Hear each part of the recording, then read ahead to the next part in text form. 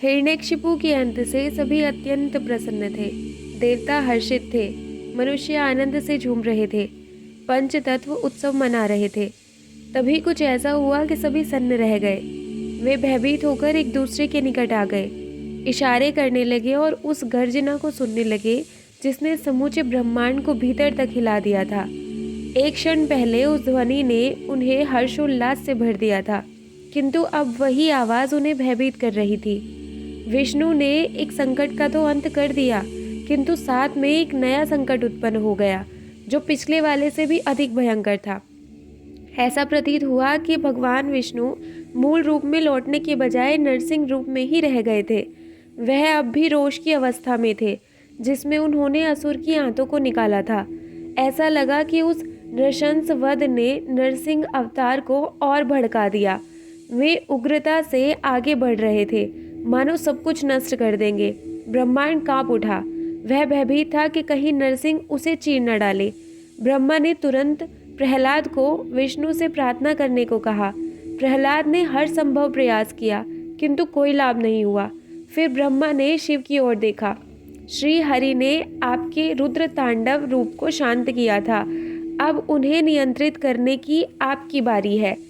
इस अवतार में रजस गुण की अधिकता है, क्योंकि इसने हिरण्यकशिपु का रक्त चखा है, वे शिव ने स्पष्ट किया। इसी कारण यह क्रोधाग्नि भड़क रही है।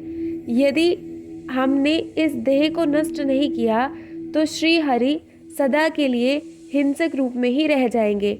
यह कहकर शिव ने अपना एक बाल तोड़कर वीरभद्र को उत्पन्न किया। नरसिंह पूरे जगत में विभत्स रूप लिए घूम रहे हैं, उन्हें शांत करो। वीरभद्र ने देखा कि नरसिंह अवतार नक्षत्रों के निकट खड़े गुर्रा रहे थे।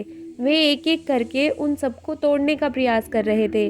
वीरभद्र ने नरसिंह अवतार के सामने हाथ जोड़े और कहा, शांत हो जाइए प्रभु, आप परम रक्षक हैं और आपने धर्म की पुनर्स्थापना के लिए अवतार लिया है।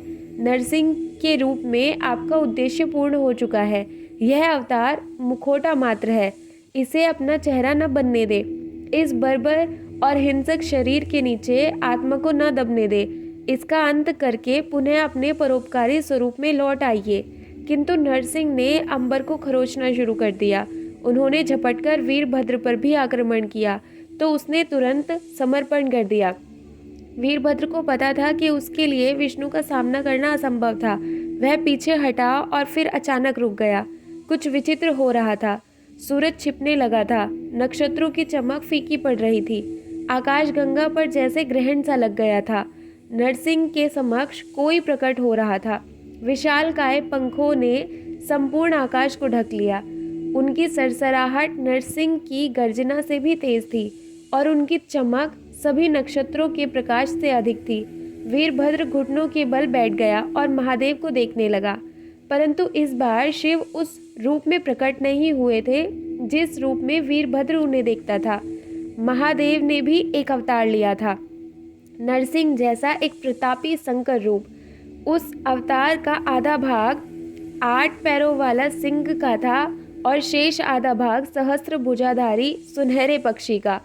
उसकी कलगी में से अनोखा प्रकाश निकल रहा था और आंखों में चमक थी। उसके पंजे अत्यंत नुकीले और प्रचंड थे। शिव ने शरभ का रूप धारण कर लिया था। नरसिंह ने जब ऊपर एक अन्य जीव को मंडराते देखा तो उसने शरभ के पंखों को नोचने के लिए ऊपर छलांग लगाई।